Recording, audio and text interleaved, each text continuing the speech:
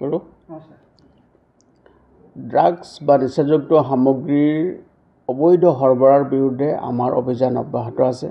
অসমৰ মাননীয় মুখ্যমন্ত্ৰী ডাঙৰীয়াই অসম ৰাজ্যখনক সম্পূৰ্ণৰূপে ড্ৰাগছ মুক্ত কৰিব বিচাৰিছে আৰু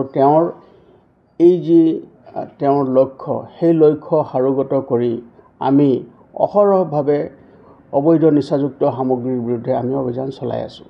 আৰু এই অভিযানৰ এক অংশস্বৰূপে আজি আবেলি এটা বিশেষ অভিযান আমি চলাইছিলোঁ আৰু এই অভিযানটো আমাৰ ধলাই থানা অন্তৰ্গত সপ্তগ্ৰাম অঞ্চলত সেই অভিযান চলিছিলে আৰু সেই অভিযান কালত আমি এখন গাড়ী এখন ভেহিকল গাড়ীখন মিজোৰাম সাইডৰ পৰা আহি আছিলে আৰু সেই গাড়ীখনক আমি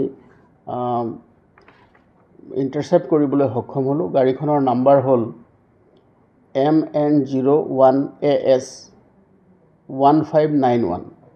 এই গাড়ীখন যেতিয়া আমি ইণ্টাৰচেপ্ট কৰোঁ আৰু গাড়ীখন ইণ্টাৰচেপ্ট কৰাৰ পাছত দুজন ব্যক্তি গাড়ীখনত থকা দুজন আৰোহী, এজন হ'ল মাইকেল লেৰাম মাউথ, তেওঁৰ ঘৰ হ'ল চৈকত, চুৰাচান্দপুৰ, মণিপুৰ, আৰু দ্বিতীয়গৰাকী এগৰাকী মহিলা আছিলে, তাইৰ নাম মেৰিনা নেইতিনফাল, তাই হ'ল wife of Michael Lera Mauth, Churachandpur, Manipur.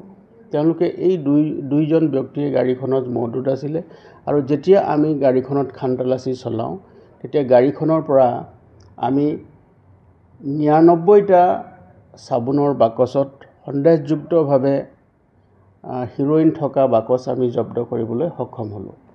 আৰু এই যিখিনি 99টা বা 99টা সব কেছত আমি নিচাযুক্ত সামগ্ৰী লাভ কৰিলোঁ। সেইখিনি স্থলীতে আমি ড্ৰাগ ডিটেকশ্যন কিটৰ জৰিয়তে আমি পৰীক্ষণ কৰোঁ আৰু পৰীক্ষণ কালত আমি ইতিবাচক ৰিপ্লাই পোৱাৰ পাছত আমি গোটেই সামগ্ৰীখিনি তাত থকা ইণ্ডিপেণ্ডেণ্ট উইটনেছৰ উপস্থিতিত আমি গোটেইখিনি সামগ্ৰী জব্দ কৰোঁ। আৰু এই যিখিনি সামগ্ৰী আমি জব্দ কৰিলোঁ এইখিনিৰ ওজন হৈছে প্ৰায় 1.22 কিলোগ্ৰাম আৰু এই গোটেই সামগ্ৰীখিনিৰ চোৰাং বজাৰত ইয়াৰ যি মূল্য হ'ব সেই মূল্য প্ৰায় 6.22 কোটিৰো অধিক হ'ব। গতিকে গোটেই সামগ্ৰীখিনি আমি জব্দ কৰোঁ। জব্দ কৰাৰ লগতে প্ৰাৰম্ভিক পৰ্যায়ত আমি ইয়াৰ তদন্ত আৰম্ভ কৰিছোঁ আৰু তদন্ত আমাৰ বৰ্তমানলৈকে চলি আছে।